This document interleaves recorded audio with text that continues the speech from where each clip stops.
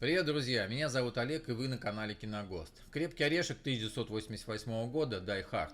Американский боевик режиссера Джона Мактирнана по роману Родерика Торпа «Ничто не вечно». В 2017 году внесен в Национальный реестр фильмов. Фильм «Крепкий орешек» принес мировую известность Брюсу Уиллису, возведя его в ранг героев кинобоевиков, и стал голливудским дебютом Алана Рикмана. Полицейский Джон Маклейн, Брюс Уиллис, в одиночку ведет смертельную схватку с бандой политических террористов во главе с Хансом Грубером, Алан Рикман, в суперсовременном небоскребе Лос-Анджелеса. Залезает на крышу гигантского небоскреба в Лос-Анджелесе, зависает в шахте лифта, бегает босиком по битым стеклам. Каждый раз на волосок от гибели, и каждый раз этот крепкий орешек выходит сухим из воды. А начиналось все так мирно. Приехал в город, где работает жена, попал на рождественский прием. Скорее всего, вы этого не знали, но «Крепкий орешек» американцы чаще всего смотрят на Рождество. Фильм является одним из самых показываемых по телеканалам, точно так же, как у нас крутят по ТВ «Иронию судьбы» перед Новым годом. Здание на Котоме – это на самом деле штаб-квартира студии «20 век Фокс». Для сцены, в которой встречаются персонажи Брюса Уиллиса и Алана Рикмана, не устраивали репетиции, чтобы добиться более убедительного эффекта спонтанности встречи. В картине один из копов говорит, что Джон Маклейн мог бы быть неплохим барменом. До того, как начать актерскую карьеру, Брюс действительно подрабатывал барменом. Испанское название фильма «Кристальные джунгли», польское «Стеклянная западня», венгерское название фильма «Отдай свою жизнь подороже». Фраза «Йо-хо-хо, ублюдок» в исполнении Брюса Уиллиса и «Яки эй, мазефакер» произносится во всех фильмах «Крепкого орешка». Хо-хо-хо, ублюдок. Криминальное чтиво 1994 года Pulp Fiction, бульварное чтиво. Криминальная черная комедия режиссера Квентина Тарантино. Сюжет фильма нелинеен, как и почти во всех остальных работах Тарантино. Этот прием стал чрезвычайно популярен, породив множество подражаний во второй половине 90-х. В фильме рассказывается несколько историй, в которых показано ограбление кафе, философские дискуссии двух гангстеров, спасение девушки Умы Турман от передозировки героином и боксер Брюс Уиллис, которого задели за живое. Название является отсылкой к популярным в середине 20 века в США палп-журналам. Именно в стиле таких журналов были оформлены афиши, а позднее саундтрек, аудиокассеты и DVD с фильмом. Сочетание жестокого насилия и оригинальные диалоги, необычная хронология повествования делают фильм «Криминальное чтиво» очень зрелищным. Картина состоит из 3 новелл. В кафе сидит парочка, которая болтает о том о сём, чтобы через какое-то время вскочить из-за стола с криком «Никому не двигаться, это ограбление!». А чуть раньше киллеры Винсент, Джон Траволта и Джулс Сэмюэл Л. Джексон, состоящие на службе мафиозного босса Уоллиса, устраивают разборку с молодыми парнями, которые решили работать сами на себя. С ними же будет связана история боксера Бутча, Кулиджа, Брюса Уиллис, нанятого Уоллисом, чтобы сдать бой, но обманувшим его.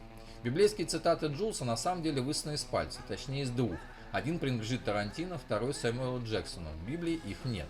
На прямой вопрос зрителя, что же было в чемодане, Тарантино ответил исчерпывающе: «Чего вам хочется, то там и было».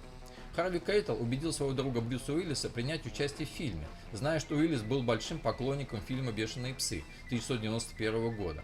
В фильме «Криминальное чтиво» слово «факт» звучит 265 раз. Все сцены с Брюсом Уиллисом были отсняты за 18 дней. «Пятый элемент» 1997 года – это «Fifth Element», культовый французский фантастический боевик с элементами комедии, снятый на английском языке режиссером Люком Бессоном на студии Гамон с Брюсом Уиллисом в главной роли. На момент выхода «Пятый элемент» 1997 года был самым высокобюджетным фильмом в истории – $90 миллионов, снятым за пределами Голливуда, а также фильмом с самыми дорогими спецэффектами. Каждые 5000 лет открываются двери между измерениями, и темные силы стремятся нарушить существующую гармонию. Каждые 5000 лет Вселенной нужен герой, способный противостоять этому злу. 23 век. Нью-Йоркский таксист Корбан Даллас Брюс Уиллис должен решить глобальную задачу – спасение всего рода человеческого. Зло в виде раскаленной массы, наделенной интеллектом, надвигается на Землю. Победить его можно только лишь собрав воедино 4 элемента, они же стихии – земля, вода, воздух и огонь, и добавив к ним загадочный пятый элемент – некое инопланетное создание Лилу, Мила Йовович.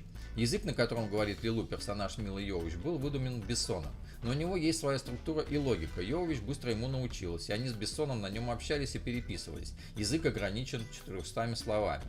Люк Бессон написал сценарий к картине еще в средней школе. Оперную певицу инопланетного происхождения Плаву Лагуну озвучила сопрано из Албании Инва Мула. Когда композитор показал ей ноты для танца дивы, она рассмеялась и сказала, что человек не способен менять ноты с такой скоростью, пришлось записывать их отдельно и склеивать, это слышно на записи. Люк Бессон лично отсмотрел около 300 претенденток на роль Лилу, и каждую из них он просил без запинок произнести имя героини – Лилу Минай, Ликатариба, Ламиначай, Экбат, Десебат. Это все твое имя? «Шестое чувство» 1999 года «The Sixth Sense» – мистическая драма американского режиссера М. Найта Шьямалана с Брюсом Уиллисом в главной роли. Фильм «Шестое чувство» занял 68 место в списке 500 лучших фильмов ужасов по мнению пользователей сайта IMDb. У детского психолога Малькольма Кроу, Брюс Уиллис, появляется новый пациент, беспокойный мальчик Коул, Хейли Джоэл Осмонд. Мальчик, похоже, видит умерших людей, у которых остались в жизни незавершенные дела, и тех, кто приходит к нему в поисках ответа на значимые для них вопросы. Пока Малькольм пытается помочь Коулу, его личная жизнь подвергается испытаниям. Когда-то счастливый брак с Анной перешел в безразличные отношения. Хейли Джоэла Осмонда отобрали на прослушиваниях, потому что он единственный из всех детей пришел в галстуке и сообщил режиссеру, что трижды прочитал сценарий «Шестого чувства» за ночь.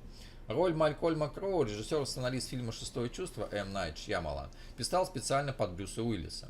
«Шестое чувство» стало самым популярным фильмом проката ВХС и DVD в 2000 году. Картину брали в магазинах проката более 80 миллионов раз.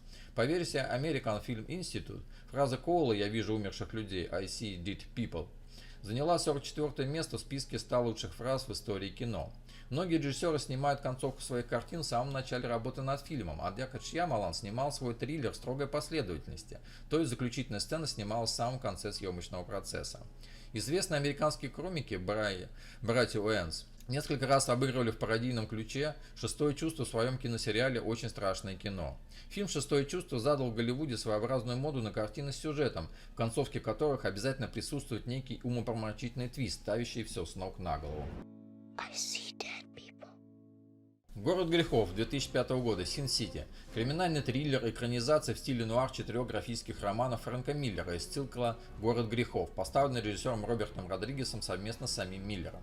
Фильм был задуман Робертом Родригесом как художественный эксперимент по максимально адекватному переносу на большой экран визуальной составляющей и сюжетов графических романов Фрэнка Миллера средствами игрового, неанимационного кинематографа. Экранная картинка фильма «Город грехов» в основном черно-белая и очень контрастная. Цветом выделены, как и в романах цикла, отдельные персонажи или связанные с ними детали: цвет глаз, брызги крови и мочи, цвет платья и тому подобное.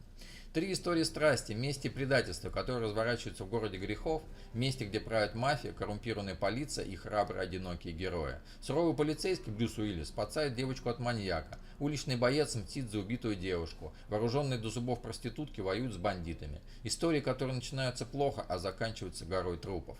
Все сцены с участием Брюса Уиллиса в «Городе грехов» были сняты за 10 дней. Если бы фильм снимался обычным способом, без применения компьютерной графики, то на это ушло бы 5 недель.